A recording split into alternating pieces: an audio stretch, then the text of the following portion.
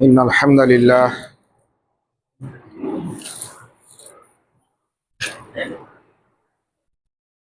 إن الحمد لله نحمده ونستعينه ونستغفره ونعوذ بالله من شرور أنفسنا ومن سيئات أعمالنا من يهده الله فلا مضل له ومن يضلل فلا هادي له وأشهد أن لا إله إلا الله وحده لا شريك له وأشهد أن محمدا عبده ورسوله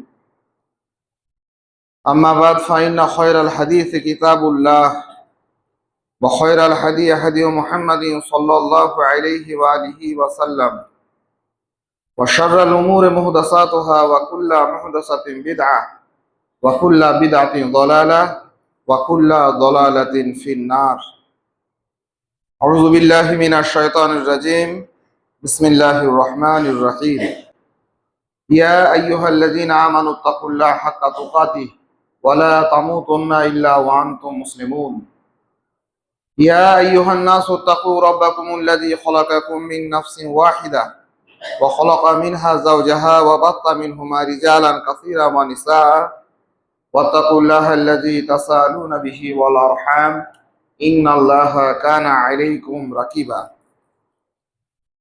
يا أيها الذين آمنوا اتقوا الله وقولوا قولا سديدا يصلح لكم أعمالكم ويغفر لكم ذنوبكم ومن يطع الله ورسوله فقد فاز فوزا عظيما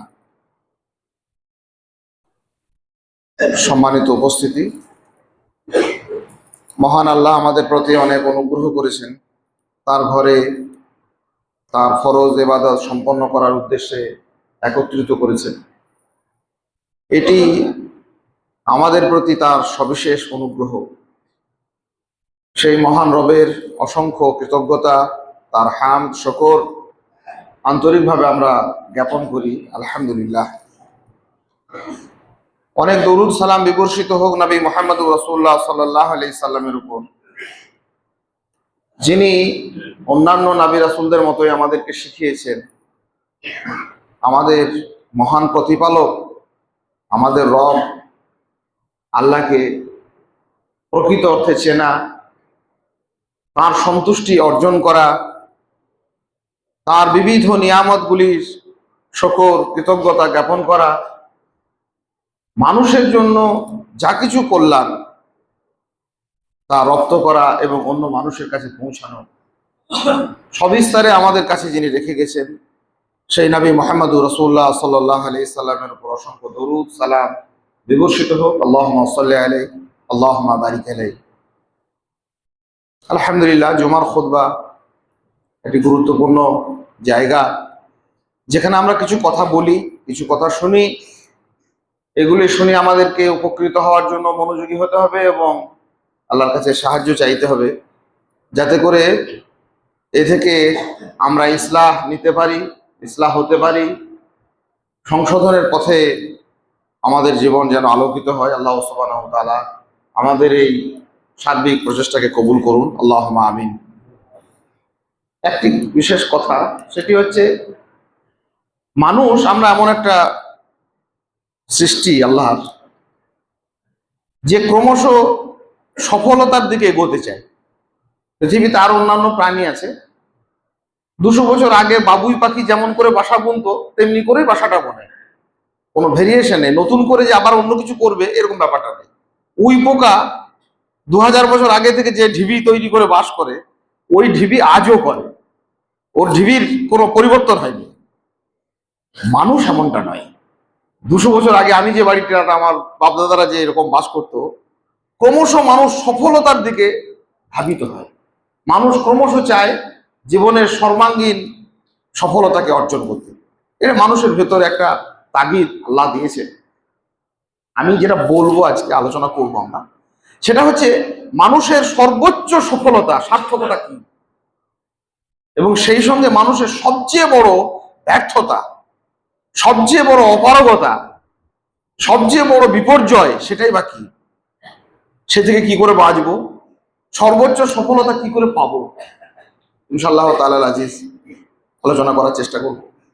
মানুষের জীবনের সর্বোন্নত এবং সর্বোচ্চ সফলতা হচ্ছে আল্লাহ সুবহানাহু ওয়া তাআলা সহজ সরল করে বলে দিয়েছেন, রাসূল সাল্লাল্লাহু আলাইহি সাল্লাম আমাদেরকে বুঝিয়ে দিয়েছেন। সেটি হচ্ছে আল্লাহ সুবহানাহু ওয়া তাআলার সন্তুষ্টি। আল্লাহ আপনার উপর খুশি হয়ে গেছেন, আল্লাহ সুবহানাহু ওয়া তাআলা আল্লাহ আপনার উপর রাজি হয়েছেন, আল্লাহ পাক রব্বুল আলামিন আমার কার্যকলাপে সন্তুষ্টি প্রকাশ করেছেন, বাস। আপনারা আর কিছুই চাই না, না দুনিয়ায় না আখিরাতে। এই উভয়েই নবমণ্ডলে, ভূমণ্ডলে, পৃথিবীতে আর আখিরাতে, সমস্ত জায়গাতেই একজন মানুষের সর্বোচ্চ সফলতা হচ্ছে রবের সন্তুষ্টি। জান্নাত পাওয়ার পর আল্লাহ জান্নাতীদেরকে বলবেন যে আচ্ছা তোমাদের আর কিছু চাই? এর থেকেও নিয়ামত আছে। আল্লাহ এর থেকেও নিয়ামত আছে কি জানি না, বলে তোমাদেরকে যদি আমি শিখিয়ে দিই, বলে দিই, তাহলে তোমরা বুঝতে পারবে এর থেকেও বড় তোমাদের জন্য সার্থকতা, সফলতা রয়েছে। আল্লাহ সেটা তো অবশ্যই চাই, কি সেটা? আল্লাহ সুবহানাহু ওয়া তাআলা বলে দিচ্ছেন যে আমি তোমাদের উপর সন্তুষ্ট হয়ে গেলাম, খুশি হয়ে গেলাম, আর কোনোদিন তোমাদের উপর রাগ করব না। একজন মুমিনের, একজন মানুষের জীবনের সর্বোচ্চ সফলতা আল্লাহ সুবহানাহু ওয়া তাআলার সন্তুষ্টি। আর ব্যর্থতা, মাগদুব আলাইহিম ওয়ালাদ-দাল্লিন, আল্লাহ বলে দিয়েছেন সূরা ফাতিহাতেই। আল্লাহ সুবহানাহু একজন মানুষের জীবনের সর্বোচ্চ পর্যায়ের সর্বাত্মক ব্যর্থতা হচ্ছে আর তার কোনো কল্যাণ নেই, যার উপর আল্লাহ রাগ করেছেন, যার উপর আল্লাহ ক্রুদ্ধ হয়েছেন, আল্লাহ সুবহানাহু ওয়া তাআলা যার উপর অসন্তুষ্ট হয়ে গেছে। আমরা ছোট ছোট করে কয়েকটা পর্যায়ে জানবো, মুখস্থ করব, শিখবো, আমাদের জীবনে বাস্তবায়ন করব। আল্লাহর সন্তুষ্টি পাবো কি করে, কি করে আল্লাহ সুবহানাহু ওয়া তাআলা আমাদের উপর সন্তুষ্ট হবে? একেবারে প্রথম পর্যায়ে হচ্ছে আমি কিসে সন্তুষ্ট হই সেইটাকে দেখা। ভালো করে মনে রাখবেন, আল্লাহকে সন্তুষ্ট করবো তো আমার সন্তুষ্টি কিসে আসে সেইটাকে আগে লক্ষ্য করা। আমি কিসে খুশি হই, কিসে রাগ করি, কিসে আমি আনন্দ পাই, কিসে আমি দুঃখ পাই, এটাকে ঠিক করে নিতে হবে। এটা ইমানের একটা পর্যায়, গুরুত্বপূর্ণ পর্যায়ে। মুহাম্মদুর রাসূলুল্লাহ সাল্লাল্লাহু আলাইহি সাল্লাম আমাদেরকে শিখিয়েছেন সহজ সরল ভাষায়, আরবি বুঝতে পারলে আরো ভালো করে বুঝতে পারতেন। ইজা সাররাতকা হাসানাতুকা ওয়া সাআতকা সাইয়্যাতুকা ফাআনতা মুমিন।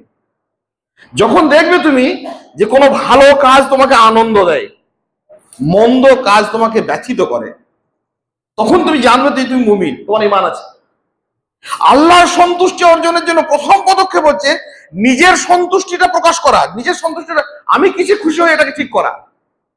মন্দ কাজে যদি আমার আনন্দ হয়, চুরি করে যদি কারোর আনন্দ হয়, ঘুষ খেয়ে কারোর যদি আনন্দ হয়, সকালবেলাতে দাড়ি চাচতে চাচতে যদি আনন্দ হয়, দাড়িটা দারুণ সুন্দর আজকে সেলুনে সেভ হলো, এতে যদি আনন্দ হয়, জানতে হবে রোগ ধরেছে, রোগ সারানোর রাস্তা আছে, সারাতে হবে, বড় মারাত্মক ব্যাধি ঢুকে গেছে তার ভিতরে।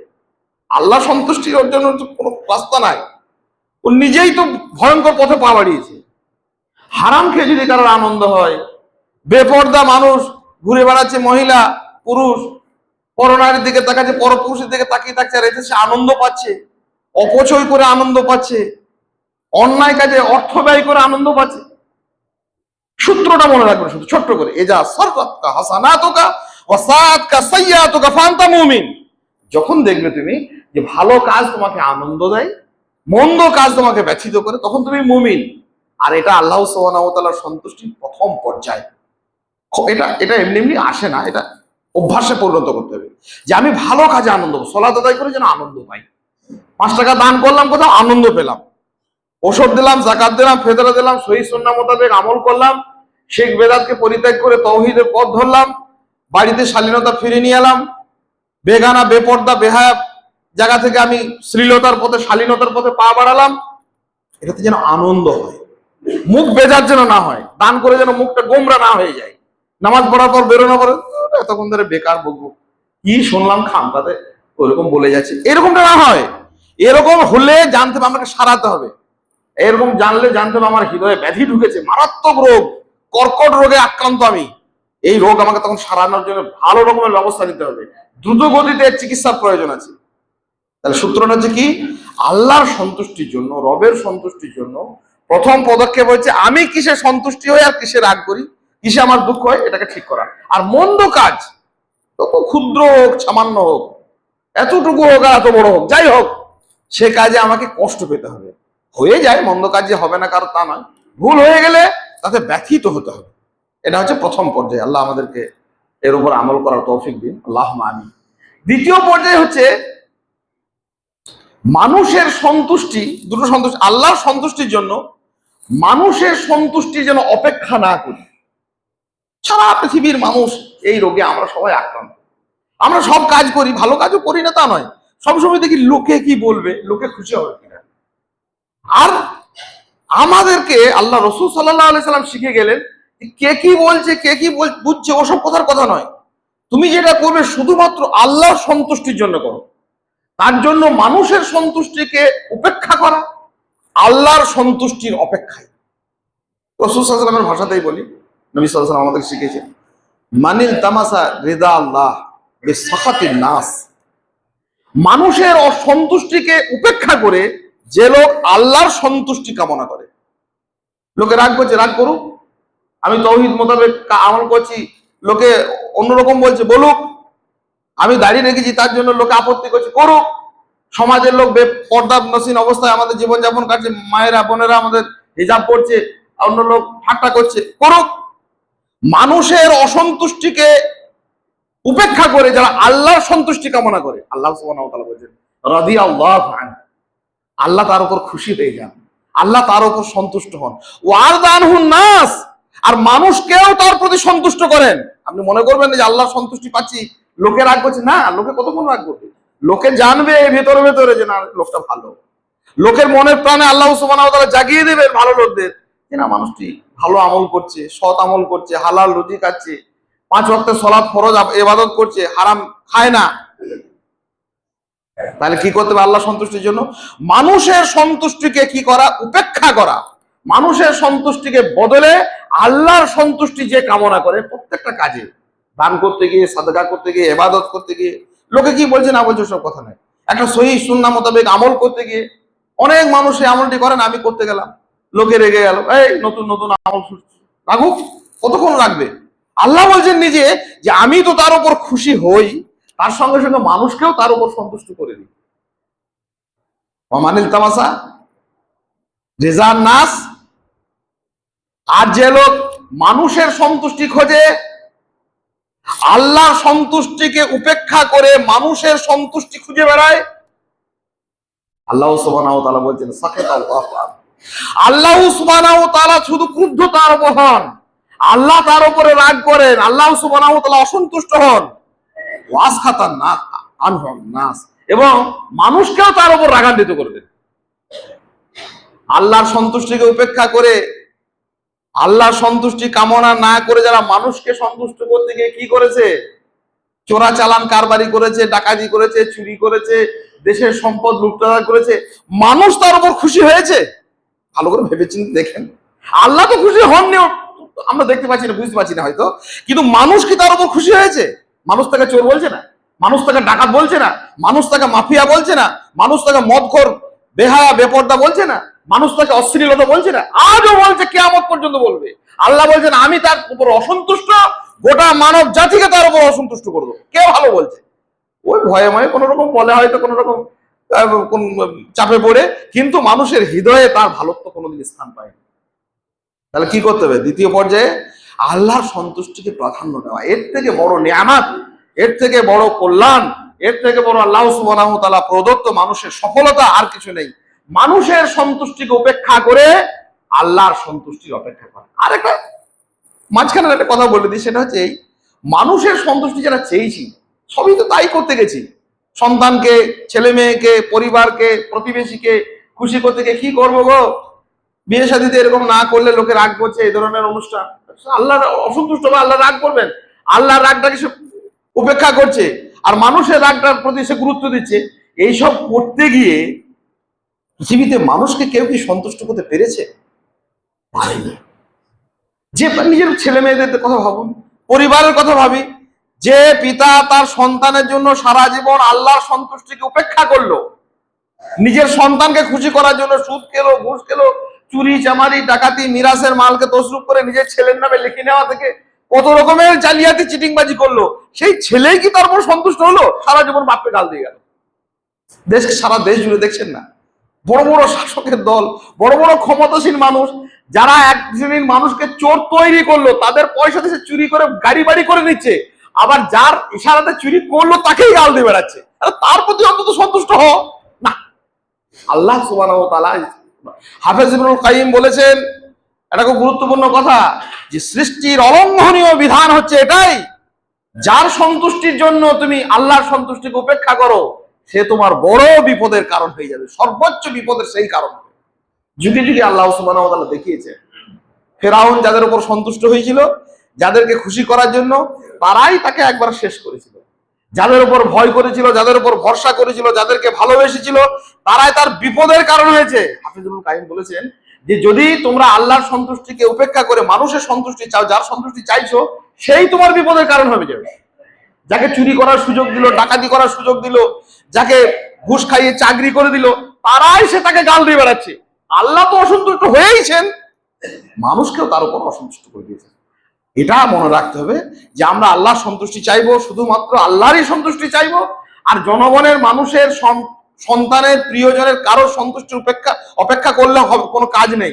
কারণ পৃথিবীতে আল্লাহর সন্তুষ্টিটা পাওয়াটা এটা সাধ্যের মধ্যে, আপনি পাবেন। কেউ মনে করছেন দাড়ি চেয়েছে আমার পরিবার লোক সন্তুষ্ট হচ্ছে, আমার অফিসের লোকরা সন্তুষ্ট হচ্ছে, আমার কলিগরা খুব খুশি হচ্ছে, পাড়া প্রতিবেশীর লোকরা ঠিক আছে, কিন্তু কেউ সন্তুষ্ট আপনার উপর হচ্ছে না। আল্লাহর সন্তুষ্টিটা হচ্ছে আপনার সাধ্যের মধ্যে, আর মানুষের সন্তুষ্টিটা আপনার সাধ্যের বাইরে। পৃথিবীতে কোনোভাবেই পারেনি কেউ, আজ পর্যন্ত না, কিয়ামত পর্যন্ত না। কাজেই আমরা আল্লাহর সন্তুষ্টির জন্য যথাযথ চেষ্টা করে যাব। আরেকটি গুরুত্বপূর্ণ কথা, আল্লাহর সন্তুষ্টি পেয়েছি আমরা, এটা কি করে বুঝবো যে আল্লাহ সুবহানাহু ওয়া তাআলা আমাদের প্রতি সন্তুষ্ট হয়েছেন, আমরা ভালো কাজ করছি, আমল করছি? আর যদি না পেয়ে থাকে এইগুলো, তাহলে জানতে হবে যে সত্যি সত্যি আল্লাহ সুবহানাহু ওয়া তাআলা আমার প্রতি সন্তুষ্ট হননি। তাহলে আমাকে আরো বেশি বেশি করে চেষ্টা করতে হবে, আরো সেই সমস্ত উপায়গুলোকে খুঁজতে হবে। আল্লাহর সন্তুষ্টি আমার পেয়েছি, আল্লাহ সুবহানাহু ওয়া তাআলা আমার উপর খুশি হয়েছেন, এটা কি করে উপলব্ধি করব? এটা তো বুঝতে হবে আমাকে। প্রথম উপলব্ধি, নেক আমলের সুযোগ বেড়ে যাওয়া। দেখবেন অনেক মানুষ, ভাই কি সুন্দর সুযোগ পেলাম, ফরজ নামাজগুলো ঠিক জামাতের সঙ্গে হয়ে গেল, রমাজানের ঠিক রোজাগুলো ঠিক রাখতে পারলাম, আলহামদুলিল্লাহ, সওয়ালের নফল রোজা করে রাখা হলো, ঠিকঠাক সময়ে হজ করে আসা হলো, ঠিক সময়ে আমার যাকাতটা ঠিকঠাক বিতরণ করে দেওয়া হলো, ফিতরাটা দিলাম, যাকাত দিলাম, সাদকা দিলাম, দান করলাম, ইলম শিখলাম, নেক আমলের সুযোগ বেড়ে যাবে। আর আল্লাহ যার উপর অসন্তুষ্ট হন, আমল তো করবেও না, আমল করার সুযোগও পাবে, সব গন্ডগোল বেঁধে যাবে। যদি মানে লোক সন্তুষ্টি করার জন্য যখন আমল করতে যাবে না, আমলগুলো ঠিকঠাক হবে না। হজ করতে গিয়ে গন্ডগোল, সালাত আদায় করতে গিয়ে গন্ডগোল, ঠিক টাইমে নামাজও হচ্ছে না, রোজাও হচ্ছে না, যাকাতও হচ্ছে না, কিছুই হচ্ছে না, আমলের সুযোগ। একটা মানুষ যখন দেখবেন যে নেক আমলের আমার খুব সুযোগ পাচ্ছি, আলহামদুলিল্লাহ, তখন আপনি শুকরিয়া করেন যে নিশ্চয়ই আল্লাহ আমার প্রতি সন্তুষ্ট হবে। 2 নম্বর, ভালো ভালো মানুষ সহচর হবে, আলেম ওলামা, ভালো মানুষ, নেক মানুষ, হালাল রুজি খায়, সালাত আদায় করে, সিয়াম পালন করে, পরেশগারিতে তাকওয়া অবলম্বন করে, এমন মানুষের সহচর, এমন মানুষের সোহবত সে পেতে থাকবে। এটা আল্লাহর সন্তুষ্টির একটা লক্ষণ। আর যদি দেখা যায় আমার যত লোকজন, যত লোকের সঙ্গে দেখা হচ্ছে, হয় চোর, নাহলে টাকা, নাহলে খুনি, নাহলে মার্ডারার, নাহলে দেশের টাকা মেরে লুটপাট করে খাওয়া, এই লোকগুলোই আমার ফ্রেন্ড লিস্টের একদম হেড টপ তালিকায় আছে। তাহলে জানতে হবে আল্লাহর রাগ আছে আমার উপরে, আমার উপরে আল্লাহর অসন্তুষ্টি নামছে, আল্লাহর গজব নামছে এবার আমার উপরে। তাহলে এত খারাপ লোকগুলো আমারই সঙ্গে থাকে। ভালো করে মনে রাখবেন, আল্লাহ সুবহানাহু ওয়া তাআলা সন্তুষ্টি পেয়েছে, জানতে হবে যখন সেই লোকটা ভালো সহচর পাবে। আর 3 নম্বর হচ্ছে, ভালো মানুষরা তার বন্ধু হবে আর তাকে ভালোবাসবে। প্রতিদিন আসমানে আল্লাহ সুবহানাহু ওয়া তাআলা একজন ফেরেশতাকে, তার একবারে নিকটবর্তী ফেরেশতাকে বলে দেন যে আল্লাহ সুবহানাহু ওয়া তাআলা বলেন যে আমি অমুক বান্দাকে ভালোবাসি, তার উপর আমি সন্তুষ্ট। সেই ফেরেশতারা তাড়াতাড়ি করে তখন সেই সপ্তম আকাশে সব ফেরেশতাদেরকে বলে দেন যে আল্লাহ অমুক বান্দাকে ভালোবাসে। সপ্তম আসমানের ফেরেশতারা ষষ্ঠ আসমানের, ষষ্ঠ আসমানের পঞ্চম, পঞ্চম থেকে চতুর্থ, তৃতীয়, দ্বিতীয়, প্রথম আসমানের ফেরেশতা, দুনিয়ার ফেরেশতা, দুনিয়ার মানুষের কানে কানে ওই কথাটাকে সঙ্গে সঙ্গে রটিয়ে দেন যে আল্লাহ সুবহানাহু ওয়া তাআলা অমুক বান্দাকে ভালোবাসেন। তখন আস্তে আস্তে ভালো মানুষরা তাকে ভালোবাসতে শুরু করে। চোর ভালোবাসছে, বন্ধুত্ব করছে, ওটা নয়, ও অন্য নিজের স্বার্থের জন্য করছে। ডাকাত আমার সঙ্গে বন্ধুত্ব করছে, ও বন্ধুত্ব নয়। ভালো মানুষরা আমাদের বন্ধু হচ্ছে কি, যদি দেখেন যে ভালো ভালো লোকেরা, পরেশগার লোক, মুত্তাকি লোক, তাহাজ্জুদ পড়ে, সালাত আদায় করে, নামাজ কাজা করে না, হ্যাঁ, হালাল রুজি খায়, এইরকম পরেশগার লোক আমার বন্ধুত্ব হচ্ছে, আমাকে ভালোবাসছে, আমার সঙ্গে কথা বলছে, আমার সঙ্গে গল্প করছে, আমাকে ডাকছে, আল্লাহর সন্তুষ্টি আসছে আপনার উপরে, এটা বুঝতে হবে। কাজেই আল্লাহ সুবহানাহু, এইগুলো যখন আমার হচ্ছে না, নেক আমলের সুযোগ পাচ্ছি না, ভালো সহবত পাচ্ছি না, ভালো মানুষরা আমাকে বন্ধুত্ব হচ্ছে না, তাহলে জানতে হবে আল্লাহর সন্তুষ্টি আমার কাছে আসছে না খুব একটা। তাহলে আল্লাহ সুবহানাহু ওয়া তাআলার সন্তুষ্টি অর্জনের জন্য তখন আমাকে পথ পন্থা অবলম্বন করতে হবে। 4-5টা পন্থা বলি, ইনশাআল্লাহ তাআলা আজিজ আমরা সকলেই উপকৃত হব। প্রথম পদ্ধতি হচ্ছে নিয়াত, খুলুস নিয়াতে প্রত্যেকটা কাজ করা। নবী মুহাম্মদ রাসূলুল্লাহ সাল্লাল্লাহু আলাইহি ওয়াসাল্লাম বলেন, ইন্নামাল আমালু বিন্নিয়াত, প্রত্যেকটি কাজ তোমাদের নিয়তের মুখোমুখি, উদ্দেশ্যের মধ্যে কোনো যেন ত্রুটি বিচ্যুতি না থাকে, এবং নিয়তকে রিনিউ করা বারবার। রিনিউ করা মানে ব্যাপারটা কিরকম, মানে ধরো নামাজ ধরেছিলাম যখন প্রথম একবার ছোটবেলাতে, তখন মা বাবা ভয়ে ধরেছিলাম, নাহলে হয়তো খুব ভালো লেগেছিল মনে করেছিলাম, তারপরে একটা সময় নামাজ পড়াটা অভ্যাস হয়ে গেল, কিন্তু ওর প্রতি আর কোনো মহব্বত নেই। আল্লাহ ফরজ করেছেন এই গুরুত্বপূর্ণ একটা ইবাদত, সর্বপ্রথম কিয়ামতের মাঠে আমাকে কৈফিয়ত দিতে হবে, এইটা আস্তে আস্তে মন থেকে চলে গেছে, তো ওই সবাই যায় তাই যায়, ভালো লাগে না। তাহলে নিয়তটা কি হয়েছে, গড়বড় হয়ে গেছে, নামাজটাকে ছেড়ে দেবো না, নামাজ ছেড়ে দেওয়া নয়, নিয়তটাকে পরিবর্তন করা। না, আস্তাগফিরুল্লাহ, আমার এটা ভালো, হয়তো দান করি, যাকাত দিচ্ছে, একটা মানুষ দান করছে, দান করতে করতে ওর কাছে একটা প্রথা হয়ে গেছে, এটা যে সওয়াবের উদ্দেশ্যে করছে। নবী মুহাম্মদ রাসূলুল্লাহ সাল্লাল্লাহু আলাইহি ওয়াসাল্লাম বলছেন যে যে সিয়াম পালন করলো, রমাজানের সিয়াম পালন করলো, কিসের আশায়, নেকির আশায় এবং গুনাহ থেকে মাফের আশায়, কল্যাণের আশায় পবিত্র হলো, যে সেই লোকের আল্লাহ সুবহানাহু ওয়া তাআলা গুনাহ মাফ করবে, সকলের নয়। কাজে আমরা যখন ভালো কাজ করব, ভালো নিয়ত করব, নিয়তের মধ্যে কোনো ত্রুটি বিচ্যুতি থাকে, দান করব, সাদকা করব, মানুষের উপকার করব, কল্যাণ করব, পরিবারের লোকেদের কাছে দিনের শিক্ষা দেবো, এটা যেন কোনো প্রথা, কোনো রেওয়াজ, কোনো লোক দেখানি ব্যাপারটা না চলে আসে, নিয়তের বিশুদ্ধতা আমাদেরকে তৈরি করে। দ্বিতীয়ত, ফরজ অপরিহার্য কাজগুলোকে করার ব্যাপারে তৎপর, দ্রুত গতিতে সম্পন্ন করা। আজান হয়ে গেছে, সালাত আদায় করবো তো করছি, এরকমটা নয় এখনই। রমাদান মাস এসেছে, আমি বলি 2 দিন পরে রোজা রাখবো বললে হবে? হজ আমার উপর ফরজ হয়ে গেছে, 2-4 বছর পরে করবো না, আমি 2 বছর মরে জানতে কি হবে? কাজেই ফরজ এবার আল্লাহ সুবহানাহু ওয়া তাআলা শিখিয়ে দিয়েছেন। ওই জন্য যে সমস্ত সাহাবাইদেরকে বলা হয়েছে রাদিয়াল্লাহু আনহু ওয়া রাদু আনহুম, সাহাবায়ে কেরাম রাদিয়াল্লাহু তাআলা আনহুম, তাদেরকে বলা হয়, তাদের নামের শেষে আমরা বলি রাদিয়াল্লাহু আনহু ওয়া রাদু আনহু। আল্লাহ সুবহানাহু ওয়া তাআলা তাদের প্রতি খুশি, তারাও আল্লাহ সুবহানাহু ওয়া তাআলার প্রতি খুশি। কেন? ওই সাহাবারা প্রমাণ দিয়েছেন, সালাতের মধ্যে রুকু, কিবলা চেঞ্জ হয়েছে, রুকুর অবস্থাতে কিবলা পরিবর্তন হয়েছে, বাইতুল মাকদিসের দিকে পড়তো, কাবার দিকে পড়বে, তো ওই মুহূর্তটা তারা আর বিলম্ব করেননি, রুকুতে রয়েছে, রুকুর অবস্থাতে তারা ঘুরে গেছে। এটা দেখাতে আল্লাহ সুবহানাহু ওয়া তাআলা দেখিয়েছেন মানব জাতির কাছে যে আমার কোন বিধান যখন তোমাদের উপর আসে, সেটা গ্রহণ করতে, আজকে বুঝলেন এটা বেদাত, আচ্ছা ঠিক আছে, বেদাত বললে হবে, আমাদের গায়ে বহুদিন থেকে চলছে, আরো 2-4 বছর যাক, তারপর দেখছি। আস্তাগফিরুল্লাহ, আস্তাগফিরুল্লাহ, এই লোকগুলো হেদায়েত পাবে না, হেদায়েতের বড় বাধা এটা। দ্রুত গতিতে একেবারে আল্লাহ পাক রব্বুল আলামিন যখন বলেছেন, দ্বিতীয় পারা, সায়াকুলু সুফাহা, কিছু লোক অচিরেই বলবে এরা হচ্ছে বোকা, কিন্তু না, আল্লাহ বলছেন আমি দেখতে চাইছিলাম যে সত্যি এরা ঈমান এনেছে কিনা, এরা সত্যি হেদায়েতের যোগ্য কিনা। হেদায়েতের যোগ্য তারাই কোন বিধান যখন আরোপ হয় তাদের উপরে, সঙ্গে সঙ্গে দ্রুত গতিতে সেটা সম্পন্ন করে। আজান হলে দ্রুত গতিতে আসে, সিয়াম রমজান মাস হলে দ্রুত গতিতে তারা ধাবিত হয়, হজ ফরজ হলে তাড়াতাড়ি করে হজ করে, যখনই তাদের উপরে এটা আসে তখনই সেটাকে গ্রহণ করে। এটাতে কি হবে, আল্লাহ সুবহানাহু ওয়া তাআলা সন্তুষ্ট হয়ে যাবেন। রাদিয়াল্লাহু আনহু ওয়া রাদু আনহু, যালিকা লিমা খাশিয়া রাব্বা। আর কিয়ামতের আখিরাতে আল্লাহ সুবহানাহু, ইয়া আইয়াতুল নাফসুল মুতমাইন্না, হে প্রশান্ত চিত্তের অধিকারী, ইরজিই ইলা রাব্বিকা রাদিয়াতাম মারদিয়া, এসো আজকে আমার দিকে এসো, তোমার রবের দিকে এসো, তোমাদের উপর আমিও খুশি, তোমরাও আমার উপর খুশি। ফাদখুলি ফি ইবাদি ওয়াদখুলি জান্নাতি। সূরা ফাজরের মধ্যে আল্লাহ বলছেন যে তাদেরকে ডেকে বলা হবে যে আমার বান্দা, ভালো বান্দাদের মধ্যে তোমরা একত্রিত হও আর জান্নাতের দিকে ধাবিত হও। কাদেরকে? যাদের উপর আমি, আল্লাহ বলছেন আমি সন্তুষ্ট হয়েছি আর আমার উপর তোমরা সন্তুষ্ট হয়ে গেছো। সেই সন্তুষ্টি অর্জনের জন্য নিয়তটাকে পরিষ্কার করা, আর যখনই কোনো ফরজ গুরুত্বপূর্ণ ইবাদত যেগুলো, হারাম থেকে পরিত্যাগ করা, ভালো কাজে বেশি বেশি করে মনোযোগী হওয়া। আর তৃতীয়ত খুব গুরুত্বপূর্ণ বিষয়, আল্লাহ সুবহানাহু ওয়া তাআলা সন্তুষ্ট হন সৃষ্ট জীবের প্রতি দয়া পরবশতা। এটা খুব গুরুত্বপূর্ণ জিনিস। কার উপর দয়া করবেন? শ্রেষ্ঠ জীবের মধ্যে সব থেকে বড় জীব হচ্ছে মানুষ। মানুষের উপরে, যে কোনো ধরনের মানুষ অভাবে পড়েছে, বিপদে পড়েছে, পরামর্শ পাচ্ছে না, আরো নানা রকমের সমস্যা হয়েছে, আরো নানা রকমের অসম্মানে ভুগছে, নানা রকমের নির্যাতন ভুগছে, অসুস্থতায় ভুগছে। আপনি দেখা করতে গেলেন, ভাই কেমন আছেন, আসসালামু আলাইকুম, ওয়ালাইকুম আসসালাম, আল্লাহ আপনাকে লাবাস তাহুরুন ইনশাআল্লাহ দোয়া বললেন, 70,000 ফেরেশতা আপনার উপর কি করবে? দোয়া করতে থাকে। আল্লাহ সুবহানাহু ওয়া তাআলা সন্তুষ্টি না হলে এগুলো হয়?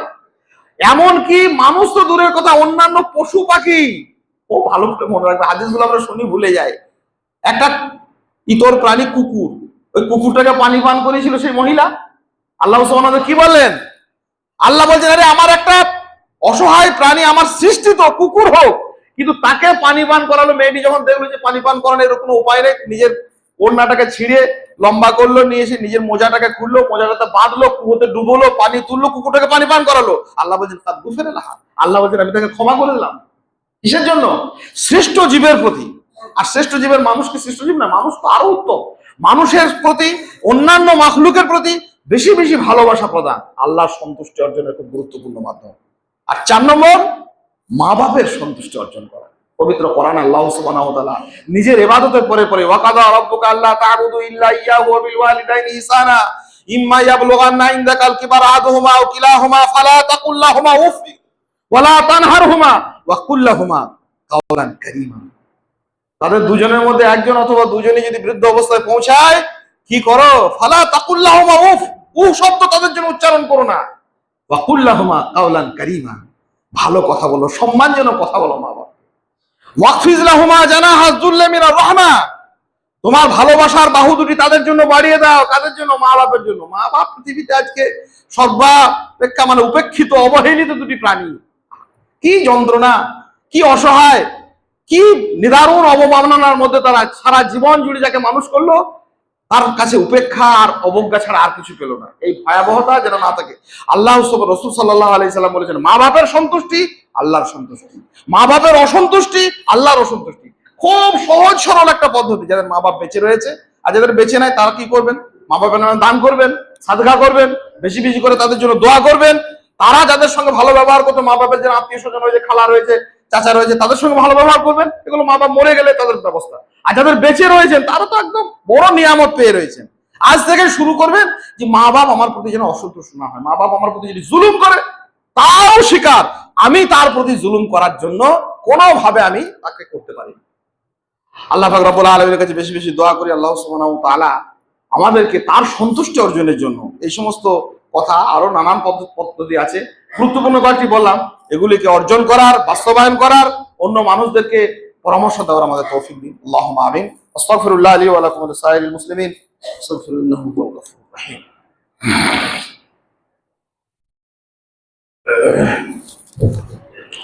আলহামদুলিল্লাহি রাব্বিল আলামিন ওয়াল আকিবাতু লিল মুত্তাকিন ওয়াস সালাতু ওয়াস সালাম আলা আশরাফিল আমবিয়া ওয়াল মুরসালিন নবিয়িনা মুহাম্মদ ওয়া আলা আলিহি ওয়া সাহবিহি আজমাইন। আউযু বিল্লাহি মিনাশ শাইতানির রাজিম। বিসমিল্লাহির রহমানির রহিম। ইয়া আইয়ুহাল্লাযীনা আমানুত্তাকুল্লাহা হাক্কা তুকাতিহি ওয়া লা তামুতুন্না ইল্লা ওয়া আনতুম মুসলিমুন। ইয়া আইয়ুহাল্লাযীনা আমানু উদখুলু ফিস সিলমি কাফা ওয়া লা তাত্তাবিউ খুতুওয়াতিশ শাইতান ইন্নাহু লাকুম আদুউউম মুবিন। আল্লাহ সন্তুষ্টি অর্জনের আরেকটি কথা বলে দিই। আল্লাহ সুবহানাহু ওয়া তাআলাকে খুশি করা, আল্লাহর যে দুশমন, আল্লাহ সুবহানাহু ওয়া তাআলার সঙ্গে যে দুশমনি করে, আল্লাহর বিধানের সঙ্গে, আল্লাহর বান্দাদের সঙ্গে, তাদেরকে কোনো ভয়ে, কোনো ভাবে, কোনো ভুলে, কোনো রকমে যেন সন্তুষ্টি করার চেষ্টা না করে। কি ভুল মানুষ করে দেয়! আল্লাহকে সন্তুষ্টি করা তো দূরের কথা, আল্লাহর সঙ্গে যারা দুশমনি করে, আল্লাহর বান্দাদের সঙ্গে যারা দুশমনি করে, সেই শয়তানকে খুশি করার চেষ্টা করবে কোনো কাজে। এমনকি কোনো কাজ যদি বৈধতাও হয়, তো আল্লাহর দুশমনরা যদি খুশি হয়ে যায়, তো সেই কাজটা থেকেও পূর্বযুগের বড় বড় মানুষেরা বিরত থাকতেন। একজন সাহাবী খুব বিপদে পড়েছিলেন। যুদ্ধতে তাকে ক্ষেত্র থেকে তাকে অপহরণ করে কিডন্যাপ করে নিয়ে চলে যাওয়া হয়েছিল। তো খ্রিস্টানরা তাকে বন্দি করেছিল। বন্দি করার পর তাকে শুয়োরের মাংস খেতে দিয়েছিল, কিছুই খেতে দেয়নি আর। তো প্রাণে তখন একবার প্রাণটা বেরিয়ে যাবে, যে এরকম অবস্থা হচ্ছে, তখন কিছুই খাবার নেই দিনের পর দিন। তখন শুকরের মাংস রান্না করে নিয়ে গেল, ওকে বলেও দিল যে এটা এই মাংস, উনি সরিয়ে দিলেন। বলছে কি ব্যাপার, তোমাদের নবী তো বলেছেন যে জীবন রক্ষার জন্য একাধটুকু যদি খাওয়া যায় তো এটা প্রাণ বাঁচানোর জন্য খাওয়া যায়। বলে জায়েজ ছিল, কিন্তু আমি খাবো না। বলে কেন? বলে তোরা খুশি হবি এই জন্য। কোন দুশ্মনের মুখে হাসি ফোটানো মুমিনের জন্য উচিত নয়। খুবাইব রাদিয়াল্লাহু তাআলা আনহুকে হত্যার জন্য সব ষড়যন্ত্র রেডি। খুবাইব রাদিয়াল্লাহু তাআলা বললেন আমাকে মারা হবে? বলে হ্যাঁ। বলে আমাকে 2 রাকাত নামাজ পড়ার সুযোগ দেওয়া হবে? বলে হ্যাঁ হবে। উজু করলেন, 2 রাকাত সালাত আদায় করলেন সংক্ষিপ্ত ভাবে, খুব তাড়াহুড়ো করে। জিজ্ঞাসা করছে যে কি ব্যাপার, তাড়াতাড়ি আপনি নামাজটা পড়ে দিলেন? বলে আমি যদি নামাজটাকে দেরি করতাম তাহলে তোমরা হাসতে, তোমরা আনন্দ পেতে। বলে মরার ভয়ে নামাজ আর শেষ হচ্ছে না রে, তোমাদেরকে হাসতে দেবো না, তোমরা খুশি হবে, তোমরা শয়তান, তোমরা মুশরিক, আল্লাহর দুশমন, সেই জন্য আমি নামাজটাকে দেরি করেছি, তাড়াতাড়ি করেছি। শয়তানকে খুশি করে আল্লাহর সন্তুষ্টি পাওয়া যায় না। শয়তান কিছু খুশি হয় জানেন? হারাম খেলে শয়তান খুশি হয়। আর শয়তান ইয়াইদুকুমুল ফাকরা ওয়া ইয়ামুরুকুম বিল ফাহশা, শয়তান সবসময় অভাবের ভয় দেখায় আর নোংরা কাজের দিকে ধাবিত করে। একটা পুরুষ, একটা বেগানা পুরুষ বেগানা নারীর সঙ্গে যখন একাকিত্ব যাপন করে, খালাতো ভাই, মামাতো ভাই, খালাতো বোন, মামাতো বোন, ভাবি, অমুক তমুক যত সম্পর্ক আছে বেগানা, সেই সমস্ত সম্পর্কে যেন একা দুজন, একটা পুরুষ একজন নারী একা হয়ে যায়, একটা দ্রুত গতিতে একটা শয়তান ছুটে আসে তাদের কাছে আনন্দে হাততালি দিতে দিতে, পেয়েছি জিনিস। এইবারে এদের মধ্যে ইউয়াসবিসু ফি সুদুরিন নাস, শয়তানকে খুশি করার জন্য জীবনে যা করে যাচ্ছি তো শয়তান খুশি হচ্ছে। শয়তানের খুশির জন্য যারা জীবন যাপন করি, আল্লাহ কখন আমাদের প্রতি খুশি হয়? খুব সতর্ক থাকতে হবে প্রত্যেকটি কাজে। এই কাজে শয়তান এবং শয়তানের অনুসঙ্গী যারা সঙ্গী আছে তারা খুশি হয়ে যাচ্ছে না তো? বেপর্দা মহিলা দেখলে শয়তান খুশি হয়, বেগানা পুরুষ বেগানা নারীর সঙ্গে একত্রিত হলে শয়তান খুশি হয়, হারাম রুজি রোজগারে শয়তান খুশি হয়, অপচয় অপব্যয় করলে ওয়ালা তুবাযজির তাবযীরা ইন্নাল মুবাযযিরিনা কানু ইখওয়ানাশ শায়াতিন, আল্লাহ সুবহানাহু ওয়া তাআলা বলেছেন শয়তানের যারা অপচয় করে তারা শয়তানের ভাই, ভাইয়ের কাজে ভাই খুশি হয়, অপচয় অপব্যয় করলে শয়তান খুশি হয়, নাচ গান বিনোদনের নাম করে নোংরা অশ্লীল আচরণে শয়তান খুশি হয়। সারা জীবন জুড়ে শয়তানকেই তো খুশি করে যাচ্ছি, আল্লাহ কি করে খুশি হবে? সাবধানতা অবলম্বন করতে হবে। কোন কাজ, বৈধ কাজও যদি হয় সীমিত সময়ের জন্য, আর ইবলিশ খুশি হয়ে যাচ্ছে, দুশমন খুশি হচ্ছে, যথাসম্ভব বিরত থাকবো যে না, শয়তান তুমি খুশি হচ্ছ।